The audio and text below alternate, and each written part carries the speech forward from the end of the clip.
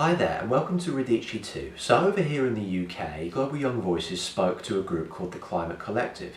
So this is a social movement, mostly active through Facebook, ran by a small circle of young people. At the moment their page is reaching just under 1,500 people. And what these guys aim to do is just bring awareness to climate change in general. So this could be connecting with various climate advocates around the world, raising awareness where the mainstream media fail to do so, or just form a coherent discussion about the issue in general. So we asked them a few questions about the circular economy, climate change as a whole, and what they believe young people can do to change it. Let's see what they have to say.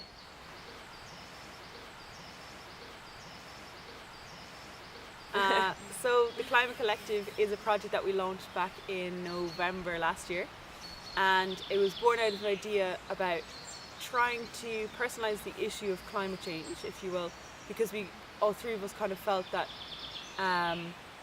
it is depicted in a very far away, this distant problem way in the mainstream media. So we kind of thought to ourselves, is there not a way to share with people the actual personal stories of those that are directly affected by climate change or have a very strong view on it, or perhaps those views of someone who doesn't really care all that much but has sat down and gone, okay,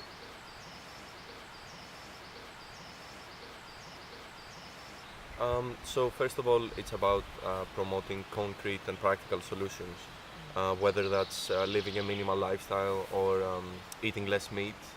But it's also about raising awareness about the issue of climate change around the world, and as Cicely said, about giving voice to communities and projects and innovations, and just giving them a platform, to spread the ideas and, in a way, the knowledge as well.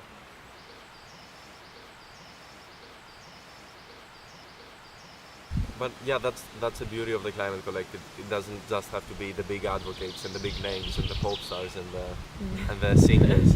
It can be anyone. And we have indeed featured so far a nun from Myanmar, a woman from Athens, and a Brazilian/English old man.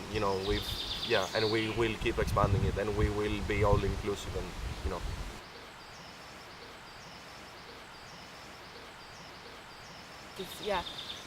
The main issue my response to that would be just that the main issue is that it's about changing individual behaviours in order to create a collective difference. I think also as well, a key issue with accessing sustainable products is the very concept of accessibility. We're really lucky, for example, in the UK, there's a lot of products out there but these aren't affordable things for people either. It's not easy for just anyone to switch to sustainable loo paper or vegan diet. Diet or all of these different things that sustainability now entails. And just on a more general scale, I think it's also about the political and the social sustainability, which is like on a political level, it's about our leaders to have the will to actually make and implement a change, which a hopeful and optimistic step towards that direction was seen through the Paris Agreement of 2015. But it's also about social change. We see the progressive movements of people like Jeremy Corbyn and Bernie Sanders who fight for equitability and equality and a fair sharing of resources, which is at the core of the environmental movement. It is about treating other people, the planet and animals in a just and fair way.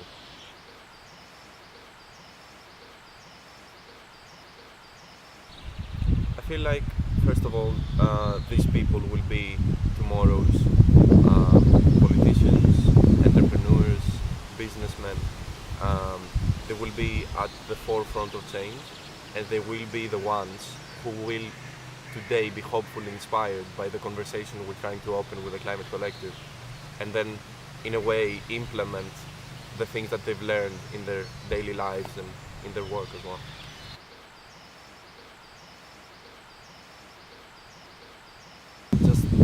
Just about there, it's about keeping the discussion going. It's about not forgetting that climate change is real, is affecting real people in real places, like right at this moment, and we need to be talking about it. We need to be, we also like want to set a light on it, not just through the usual scientific kind of distant or even somehow abstract for some people way. It's also about approaching it through different areas of knowledge like art, human rights, law, philosophy, religion, business, economics, literally everything. Yeah, just shape the whole image around it.